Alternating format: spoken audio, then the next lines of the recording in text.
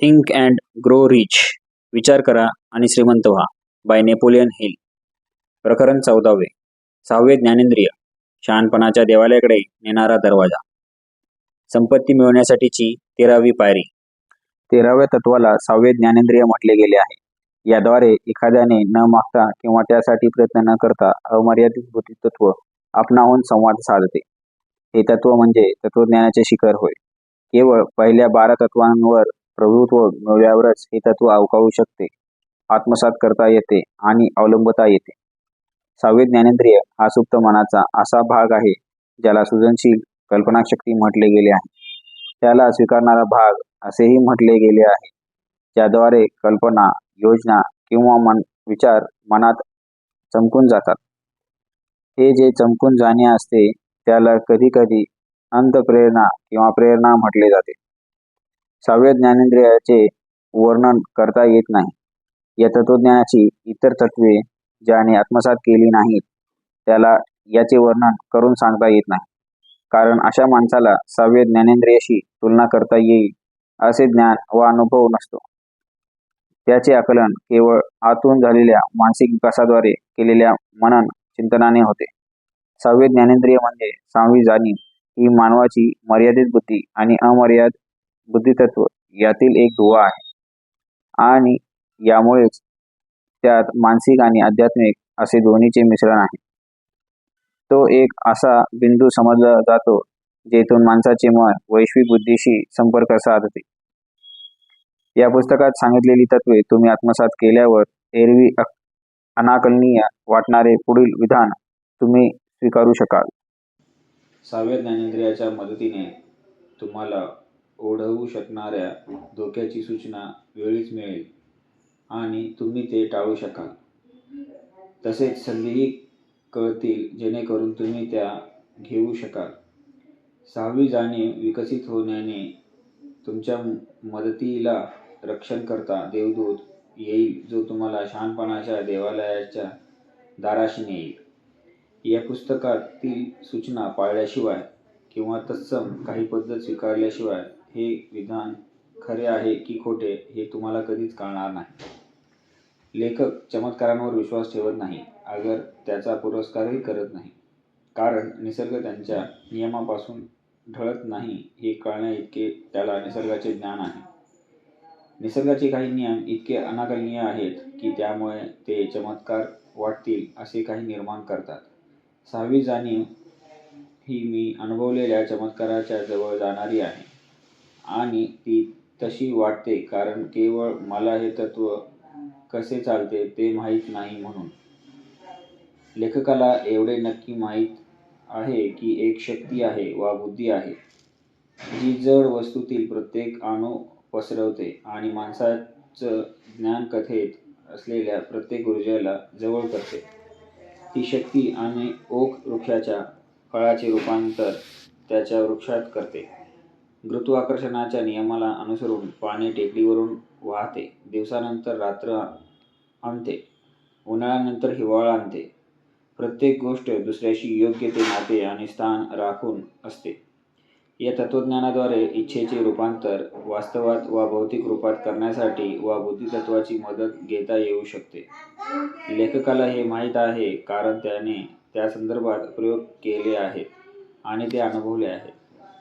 मागील काही प्रकरणातून हळूहळू तुम्हाला या शेवटच्या तत्वापर्यंत आणले आहे. आधीची सर्व तत्वे जर तुम्ही आत्मसात केली असतील तर येथे केलेले महान दावे स्वीकारायला तुम्ही निःशंकपणे तयार असाल. जर तुम्ही आधीची तत्वे आत्मसात केली नसतील तर ते येथे केलेले दावे सत्य आहेत की कल्पनारंजित आहेत हे ठरवण्यापूर्वी ती तत्वे आत्मसात करा. न्यायपूजन करण्याच्या वयात मी असताना माझ्या लक्षात आले की मला ज्याबद्दल अतीव आदर होता त्यांची मी नक्कल करत आहे. शिवाय माझ्या हेही ध्यानात आले की माझ्या आदर्शाची ज्या श्रद्धेने मी नक्कल करत आहे ती श्रद्धा मला ते यशस्वीपणे करण्यासाठी बळ देत आहे. मी जरी आता वयाने मोठा झालो आहे तरी हे नायक पूजन कधीच पूर्णपणे सोडले नाही. माझ्या अनुभवाने मला शिकवले आहे की खरे महान असण्याखालोखाल महान व्यक्तीचे आचार विचारांसहित शक्य तितके अनुकरण करणे हे चांगले असते. प्रकाशन व्हावे म्हणून एखादी सुद्धा ओळ लिहिण्याच्या कितीतरी आधी किंवा लोकांसमोर भाषणे करायला लागण्याआधी मला ज्याचे आयुष्य आणि काम अत्यंत प्रभावशाली वाटते त्या 9 व्यक्तींच्या अनुकरणाचा प्रयत्न करत स्वतःच्या व्यक्तित्वाला पुन्हा आकार देण्याची मी सवय लावली. हे 9 लोक म्हणजे इसम सर, Paine, Edison, Darwin, Lincoln, Burbank, Napoleon, Ford आणि कार्नेगी. रोज रात्री अनेक वर्ष ज्यांना मी माझे अदृश्य समुपदेशक म्हणत असे त्या या व्यक्तीसोबत मी काल्पनिक मीटिंग घेत असे. ते अशा प्रकारे असे. रात्री झोपायला जाण्यापूर्वी मी माझे डोळे मिटत असे आणि कल्पनेत या गटाला माझ्याबरोबर टेबल भोवती बसलेले पाहत असे. मी त्यांना महान समजत होतो. त्यांच्या समवेत बसण्याची येथे मला केवळ संधीच नव्हती तर मी अध्यक्ष बनून त्या गटावर चक्क वर्चस्व गाजत असे. या रात्रीच्या काल्पनिक मीटिंग घेण्यात माझे काही निश्चित उद्देश होते. माझे व्यक्तिमत्व अशा प्रकारे व्हावे की जे माझ्या या काल्पनिक समुपदेशकाचा अर्क असेल. हा त्यामागचा हेतू होता. अज्ञान आणि अंधश्रद्धा या माझ्या जन्मकालीन परिस्थितीचा अडसर आपल्याला पार करायचा आहे हे लवकरच कळाल्यामुळे खाली दिलेल्या पद्धतीने मी मुद्दाम स्वतःला पुनर्जन्माचे काम सोपवले. स्वयंसूचनेद्वारे व्यक्तिमत्व बांधणी. मानसशास्त्राचा एक प्रामाणिक विद्यार्थी असल्यामुळे मला अर्थच माहीत होते की हे सर्व लोक जे काही झाले आहे ते त्यांच्याकडे प्रामुख्याने असणाऱ्या विचार आणि इच्छांमुळे. मला माहीत होते की खूप खोलवर असलेली प्रत्येक इच्छा प्रत्येकाला बाह्य अभिव्यक्ती होण्यास भाग पाडते ज्यामुळे ती इच्छा वास्तवात येते. व्यक्तिमत्व बांधणीमध्ये स्वयंसूचना हा सामर्थ्यवान घटक आहे आणि खरे तर एकमेव तत्व आहे ज्याद्वारे व्यक्तिमत्व घडते हे मला माहीत होते. मन कसे चालते या तत्वाच्या माहितीमुळे माझ्याकडे व्यक्तिमत्व घडणीसाठी पुरेशी रसद होती. या काल्पनिक समुपदेशकाच्या मीटिंगमध्ये मी मला हवे ते ज्ञान त्यांच्याकडून मिळावे म्हणून मोठ्याने त्या प्रत्येकाला उद्देशून अशा प्रकारे आवाहन करत असे. मिस्टर इमर्सन, ज्या निसर्गाच्या अद्भुत आकलनामुळे तुमचे आयुष्य वैशिष्ट्यपूर्ण झाले आकलन करून घेण्याची माझी इच्छा आहे. मी तुम्हाला विनंती करतो की ज्या गुणांमुळे तुम्ही निसर्ग नियमांशी स्वतःला जुळवून घेतलेत त्या तुमच्या गुणांचा माझ्या सुप्त मनावर प्रभाव टाकावा. मला येथील जे काही ज्ञानाचे स्रोत आहेत त्यापर्यंत पोचण्यासाठी आपण मला मदत करावी. मिस्टर बर्बॅक, मी आपल्याला विनंती करतो की तुम्ही ज्या ज्ञानामुळे निसर्गाशी इतके सुसंवादी होऊ शकलात की निवडुंगालाही काटे झटकायला लावून खाण्याचे अन्न बनवले ते ज्ञान मला द्यावे. ज्या ज्ञानामुळे येथे एकही गवताचे पाते उगवत नव्हते तिथे 2 उगवून दाखवले आणि फुलांच्या रंगांची मिसळण एकजीव व सौंदर्यपूर्ण केली. तुम्ही एकट्यानेच लिलिया सोनेरी झाक दिलीत ते ज्ञान मला द्यावे. नेपोलियन, मला तुमच्या अनुकरणातून लोकांना प्रेरित करण्याचे अद्भुत कौशल्य आणि त्यांना काही निश्चयाने महान कृतीसाठी प्रवृत्त करण्याची शक्ती मिळवण्याची इच्छा आहे. तसेच ज्या शाश्वत श्रद्धेमुळे तुम्ही पराभव विजयाकडे वळवलात आणि अडथळ्यांवर काबू मिळवलात ती श्रद्धा मला हवी आहे. हे नियतीचा सम्राट, संधीचा राजा, नशिबाचा पुत्रा, माझा तुला सलाम आहे. मिस्टर पेन, आपली ठाम मते व्यक्त करताना तुमच्याकडे जे विचारांचे स्वातंत्र्य होते, जे धैर्य आणि स्पष्टता होती त्यामुळे तुम्ही एवढे आगळे ठरलात ते मला हवे आहे. मिस्टर डार्विन, मला तुमच्याकडून तो आश्चर्यकारक संयम, मूलभूत विज्ञानाच्या क्षेत्रात कोणत्याही पूर्वग्रहविना कारण आणि त्यांचे परिणाम अभ्यास करण्याची तुम्ही दाखवून दिलेली क्षमता मिळवायची आहे. मिस्टर लिंकन, तुमच्यातील सूक्ष्मतम न्यायवृत्ती, सदा हजर असलेले संयम, विनोदबुद्धी, माणसाबद्दलची समज, सहनशीलता ही जी महान वैशिष्ट्ये आहेत ती मला माझ्या व्यक्तिमत्वात आणायची आहेत. मिस्टर कार्नेगी, ज्या कामामुळे मला आनंद आणि मन शांती मिळाली त्या कामाच्या निवडीसाठी मी तुमचा आधीच ऋणी आहे. तुम्ही इतकी मोठी औद्योगिक वैश्वे उभारताना जी सुनियोजित प्रयत्नांची तत्त्वे प्रभावीपणे वापरलीत ती मला पूर्णपणे समजून घ्यायची आहे. मिस्टर फोर्ड, माझ्या कामासाठी आवश्यक त्या गोष्टी पुरवण्यामध्ये तुम्ही सर्वात अधिक सहाय्य केलेत. ज्या चिकाटी, निश्चय, समतोल आणि आत्मविश्वासामुळे तुम्ही गरिबीवर मात केलीत, मानवी प्रयासाचे एकीकरण नियोजन करून तो सुखकर करू शकलात, ते तुमच्यातील गुण मला हवे आहेत. त्यामुळे दुसऱ्यांना तुमच्या वाटेवरून चालण्यासाठी मलाही मदत करता येईल. मिस्टर एडिसन, मी तुम्हाला माझ्याजवळ बसवून घेतले आहेत कारण यश आणि अपयशाची कारणे या विषयावरील माझ्या संशोधनात मला तुम्ही वैयक्तिक सहकार्य केले आहेत. ज्या अद्भुत श्रद्धेमुळे तुम्ही निसर्गाची इतकी गुपिते उलगडली, ज्या अथक परिश्रमातून तुम्ही पराभवाच्या विळख्यातून विजय खेचून आणलात, ते गुण मला हवे आहेत. मी ज्या व्यक्तिमत्वाच्या त्यावेळी जवळपास असे त्यासरून काल्पनिक मंडळ संवादाशी संवाद साधण्याची माझी पद्धत बदलत असे. मी त्यांच्या आयुष्याच्या नोंदी पुष्कळ काळजीपूर्वक अभ्यासल्या.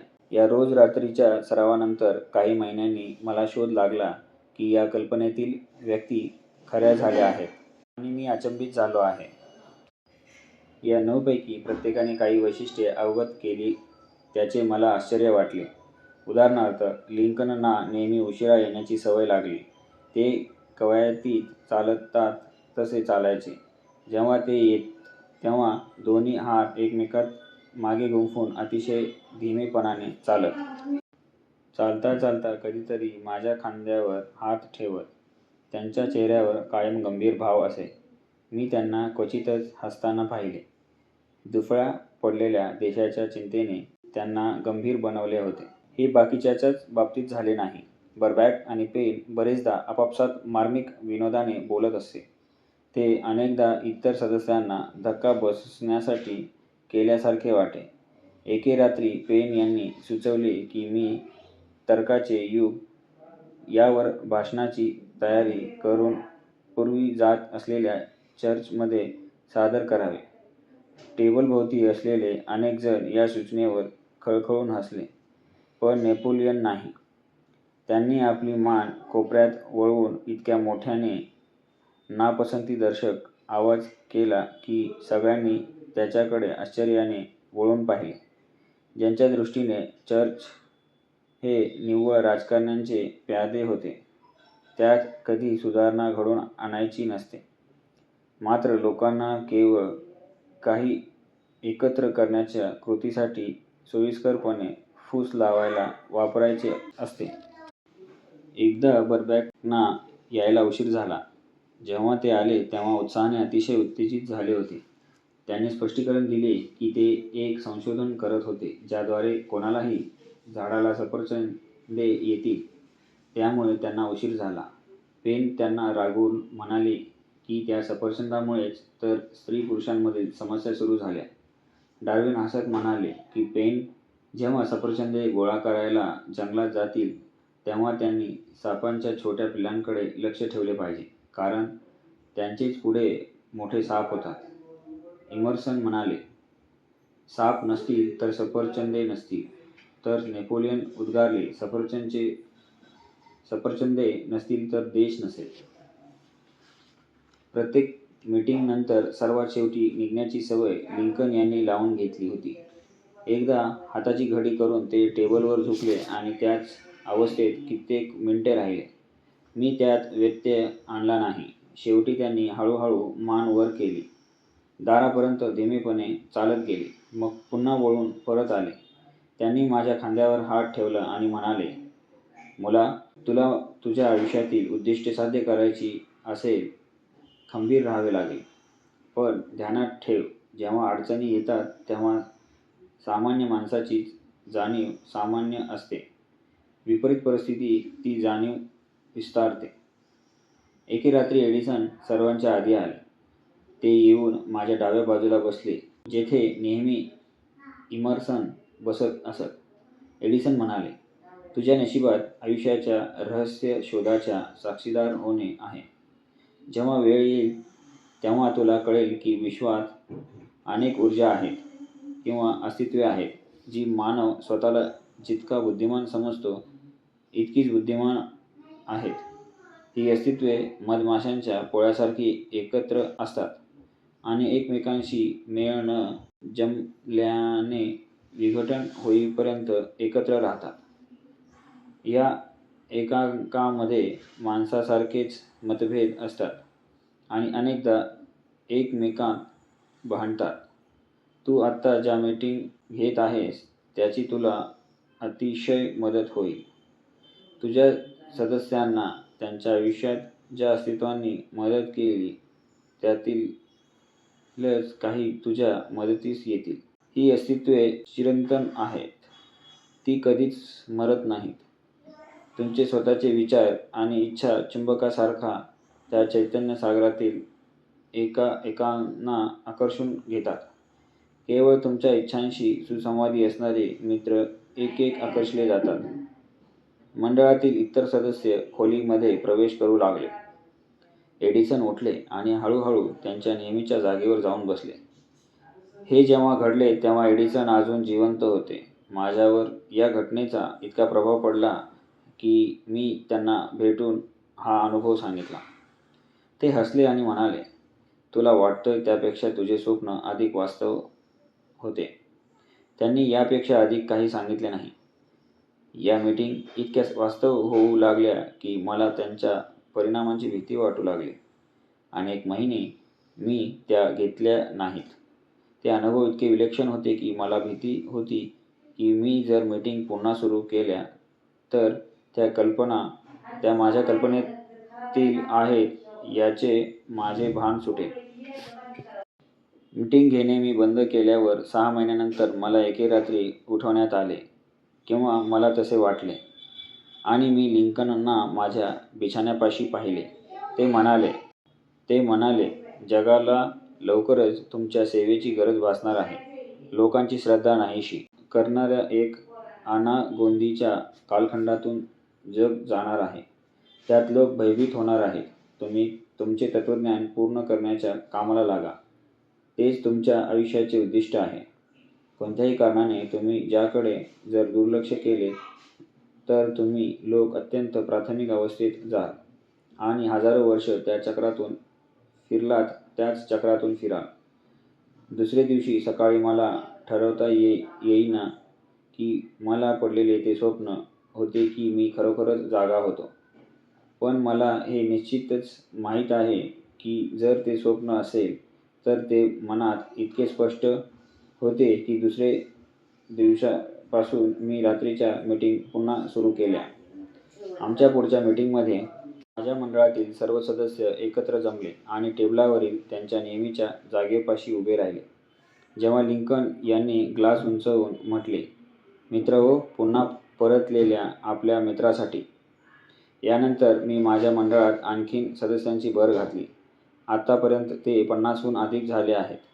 त्यात येशू ख्रिस्त, संत Paul, Galileo, Copernicus, Aristotle, Plato, Socrates, Homer, Voltaire, Bruno, Spinoza, Drummond, Kant, Schopenhauer, Newton, Confucius, Albert Herbert, ब्रान, इगलसोल, विल्सन आणि विल्यम जेम्स आहेत. त्यांचा उल्लेख करण्याची धारिष्ट मला आत्ता प्रथमच होत आहे. आत्तापर्यंत मी या विषयावर मौन स्वीकारले होते, कारण मला माहीत होते की याबाबतीत माझ्या स्वतःच्या दृष्टिकोनामुळे अशा वेगळ्याच अनुभवावरून माझ्याबद्दल गैरसमजच निर्माण होईल. कागदावर माझे अनुभव छापायचे धैर्य मला आले, कारण मला आता पूर्वीसारखे ते काय म्हणतील याची फिकीर नाही. प्रगल्भतेचा फायदा हा असतो की ज्यांना समजत नाही त्यांना काय वाटेल किंवा ते काय म्हणतील याचा विचार न करता ती कधीकधी माणसाला सत्य सांगायचे अधिक धैर्य देते. माझ्याबद्दल गैरसमज झाला तरी मला येथे ठामपणे सांगायचे आहे की मंडळासमवेत माझ्या मीटिंग पूर्णपणे काल्पनिक आहेत. हे मला माहीत आहे, पण हे सांगायचा मला हक्क आहे की मंडळातील सदस्य कल्पनेतील असोत आणि मीटिंग माझ्या मनात झाल्या असोत. त्यांनी मला धाडसाचा देदीप्यमान मार्ग दाखवला, खऱ्या महानतेबद्दल कृतज्ञता जागृत केली, सृजनशील प्रयत्नांना प्रोत्साहन दिले आणि प्रामाणिक विचारांच्या अभिव्यक्तीसाठी धीटपणा दिला. मेंदूच्या पेशीच्या रचनेत असा काही भाग आहे जो विचारांची कंपने स्वीकारतो, ज्यांना सहसा अंतःप्रेरणा म्हणतात. 6व्या ज्ञानेंद्रियाचा हा भाग नक्की कोठे आहे हे विज्ञानाला अजूनपर्यंत उलगडलेले नाही, पण ते महत्त्वाचे नाही. हे सत्यच आहे की माणसांना शारीरिक ज्ञानेंद्रियाव्यतिरिक्त काही स्रोतांद्वारे माहिती मिळत असते, सहसा कुठल्यातरी असामान्य उत्तेजनांच्या प्रभावाखाली असल्यास ही माहिती स्वीकारली जाते. कोणत्याही आणीबाणीमुळे भावना उद्दीपित झाल्या तर हृदयाचे ठोके नेहमीपेक्षा अधिक वेगाने पडतात आणि 6व्या ज्ञानेंद्रियाला कृतिशील करतात. गाडी चालवताना ज्याने अपघात होता वाचल्याचा अनुभव घेतला आहे, त्याला हे माहीत असेल की अशा प्रसंगी 6वे ज्ञानेंद्रिय मदतीला येते आणि क्षणार्धात अपघात टाळला जातो. मी पुढे जे सत्य विधान करणार आहे तत्पूर्वी ही प्राथमिक तथ्ये मी सांगितली. अदृश्य समुपदेशकाबरोबरच्या भेटीत मला माझे मन, कल्पना, विचार आणि ज्ञान 6व्या ज्ञानेंद्रियामार्फत स्वीकारण्यास सर्वात जास्त तयार असते, असे माझ्या ध्यानात आले आहे. मी खरोखरच सांगतो की अशा कल्पना, तथ्ये किंवा माहिती अंतःप्रेरणे मिळण्यासाठी मी माझ्या अदृश्य समुपदेशकांचा ऋणी आहे. अनेक वेळा जेव्हा आणीबाणीच्या वेळा आल्या आणि त्यात काही इतक्या गंभीर होत्या की माझे आयुष्य संकटात होते, त्या वेळी आश्चर्यकारकरित्या अदृश्य समुपदेशकाच्या प्रभावाद्वारे मला त्या अडचणीसंदर्भात मार्गदर्शन मिळाले. कल्पनेतील व्यक्तीबरोबरच्या भेटी सुरू करण्यामागे माझा मूळ उद्देश स्वयंसूचनेद्वारे मला हवी असलेली स्पष्ट वैशिष्ट्ये माझ्या सुप्त मनावर ठसवण्याचा होता. अलीकडच्या वर्षात माझ्या प्रयोगांनी अगदी वेगळेच वळण घेतले आहे. मी आत्ता कल्पनेतील माझ्या समुपदेशकाकडे मला छळणाऱ्या माझ्या आणि माझ्या अश्लेषांच्या कठीण अडचणी घेऊन जातो आणि जरी मी पूर्णपणे त्यावर विसंबद्ध नसलो तरी परिणाम नेहमीच अचंबित करणारे असतात. तुम्हाला अर्थात कळाले असेल की या प्रकरणात असा विषय हाताळला आहे. सहसा कुठल्यातरी असामान्य उत्तेजनांच्या प्रभावाखाली असल्यास ही माहिती स्वीकारली जाते. कोणत्याही आणीबाणीमुळे भावना उद्दीपित झाल्या तर हृदयाचे ठोके नेहमीपेक्षा अधिक वेगाने पडतात आणि 6व्या ज्ञानेंद्रियाला कृतिशील करतात. गाडी चालवताना ज्याने अपघात होता वाचल्याचा अनुभव घेतला आहे, त्याला हे माहीत असेल की अशा प्रसंगी 6वे ज्ञानेंद्रिय मदतीला येते आणि क्षणार्धात अपघात टाळला जातो. मी पुढे जे सत्य विधान करणार आहे तत्पूर्वी ही प्राथमिक तथ्ये मी सांगितली. अदृश्य समुपदेशकाबरोबरच्या भेटीत मला माझे मन, कल्पना, विचार आणि ज्ञान 6व्या ज्ञानेंद्रियातर्फे स्वीकारण्यास सर्वात जास्त तयार असते, असे माझ्या ध्यानात आले आहे. मी खरोखरच सांगतो की अशा कल्पना, तथ्ये किंवा माहिती अंतःप्रेरणेने मिळवण्यासाठी मी माझ्या अदृश्य समुपदेशकाचा ऋणी आहे. अनेक वेळा जेव्हा आणीबाणीच्या वेळा आल्या आणि त्यात काही इतक्या गंभीर होत्या की माझे आयुष्य संकटात होते, त्या वेळी आश्चर्यकारकरित्या अदृश्य समुपदेशकाच्या प्रभावाद्वारे मला त्या अडचणीसंदर्भात मार्गदर्शन मिळाले. कल्पनेतील व्यक्तीबरोबरच्या भेटी सुरू करण्यामागे माझा मूळ उद्देश स्वयंसूचनाद्वारे मला हवी असलेली स्वभाव वैशिष्ट्ये माझ्या सुप्त मनावर ठसवण्याचा होता. अलीकडच्या वर्षात माझ्या प्रयोगांनी अगदी वेगळेच वळण घेतले आहे. मी आता कल्पनेतील माझ्या समुपदेशकाकडे मला छळणाऱ्या माझ्या आणि माझ्या अश्लीलांच्या कठीण अडचणी घेऊन जातं आणि जरी मी पूर्णपणे त्यावर विसंबूत नसलो तरी परिणाम नेहमीच अचंबित करणारे असतात. तुम्हाला अर्थात कळाले असेल की या प्रकरणात असा विषय हाताळलेला आहे ज्याबद्दल लोकांना माहीत नसते. ज्याचे ध्येय प्रचंड संपत्ती मिळवण्याचे आहे. त्याच्यासाठी 6वे ज्ञानेंद्रिय हा विषय अतिशय रोचक आणि फायदेशीर आहे. पण ज्यांच्या इच्छा फार मोठ्या नसतात त्यांचे याकडे लक्ष जाणार नाही. हेन्री फोर्डना निसंशय 6व्या ज्ञानेंद्रियाचे आकलन झाले आहे आणि ते त्याचा प्रत्यक्षात उपयोगही करतात. त्यांचा प्रचंड उद्योग आणि आर्थिक व्यवहार यांमुळे त्यांचा वापर आवश्यकही होता. थॉमस एडिसन यांनी शोध विकसित करण्यासाठी आणि विशेषतः ज्यामध्ये मानवी अनुभव नव्हता आणि मार्गदर्शक ठरेल असे ज्ञानही नव्हते त्या मूलभूत पेटंटसाठी हे ज्ञानेंद्रिय कळून त्याचा वापर केला. विशेषतः ते जेव्हा फोनोग्राफ आणि चलचित्र यंत्रावर काम करत होते. Napoleon, Bismarck, Joan of Arc, येशू ख्रिस्त, बुद्ध, कन्फ्युशियस आणि मोहम्मद पैगंबर यांसारख्या जवळजवळ सर्व महान व्यक्तींना 6व्या ज्ञानेंद्रियाचे आकलन झाले होते आणि त्यांनी त्याचा वापर सातत्याने केला होता. या तत्त्वाचे त्यांना झालेले ज्ञान हा त्याच्या महानतेतील मोठा भाग होता. 6वे ज्ञानेंद्रिय ही अशी गोष्ट नाही की मनाला येईल तेव्हा ती घालता येईल वा काढता येईल. या पुस्तकात सांगितलेली इतर तत्त्वे अवलंबत असता हळूहळू ती शक्ती वापरण्याची क्षमता येते. क्वचितच कुणाला वयाच्या 40च्या आधी 6व्या ज्ञानेंद्रियाद्वारे काम करू शकता येण्याजोगे ज्ञान मिळते. बरेचदा 50शी उलटेपर्यंत हे ज्ञान मिळत नाही. याचे कारण असते की ज्या आध्यात्मिक शक्तीशी 6वे ज्ञानेंद्रिय जोडले गेले आहे ती शक्ती चिंतन, स्वतःचे परीक्षण आणि गंभीर विचारांशिवाय परिपक्व होत नाही आणि वापरता आणली जाऊ शकत नाही. तुम्ही कोणीही असा आणि हे पुस्तक वाचण्यामागे तुमचा काहीही उद्देश असो, या प्रकरणात सांगितलेले तत्त्व न कळताही तुमचा फायदा होऊ शकतो. विशेषतः ज्यांना संपत्ती वा इतर भौतिक गोष्टी मिळवायच्या आहेत त्यांच्या बाबतीत तर हे खरे आहे. 6व्या ज्ञानेंद्रियावरील प्रकरण यात समाविष्ट केले कारण माणसाला जीवनाकडून जे हवे ते अचूकपणे मिळवण्यासाठी एक परिपूर्ण तत्त्वज्ञान सांगितले जावे हा पुस्तकाचा हेतू होता. सर्व यशाची सुरुवात इच्छेपासून होते. शेवटचा बिंदू आकलनापाशी येतो. आकलन स्वतःबद्दलचे, दुसऱ्यांचे, निसर्ग नियमांचे आणि आनंदाचे. या प्रकाराची संपूर्ण समज केवळ 6व्या ज्ञानेंद्रियाशी ओळख झाल्याने आणि त्याच्या वापरानेच येते. म्हणून पैसा सोडून अधिक काही मोठे इच्छिणाऱ्यांसाठी याचा पुस्तकात अंतर्भाव करण्यात आला. हे प्रकरण वाचल्यानंतर तुमच्या ध्यानात आले असेल की वाचत असताना तुमचा मानसिक स्तर उंचावला होता. उत्तम. आजपासून 1 महिन्यानंतर पुन्हा हे वाचा की तुमच्या लक्षात येईल तुमची मानसिक अवस्था अधिक उंचीवर आहे. त्यावेळी तुम्ही किती शिकताय याकडे लक्ष न देता हा अनुभव वारंवार घ्या. शेवटी तुम्हाला ती शक्ती प्राप्त होईल जी उन्मेद झाकून देईल, भीतीवर विजय मिळवेल, दिरंगाईवर मात करेल आणि तुमच्या कल्पनाशक्तीला मुक्त वाव देईल.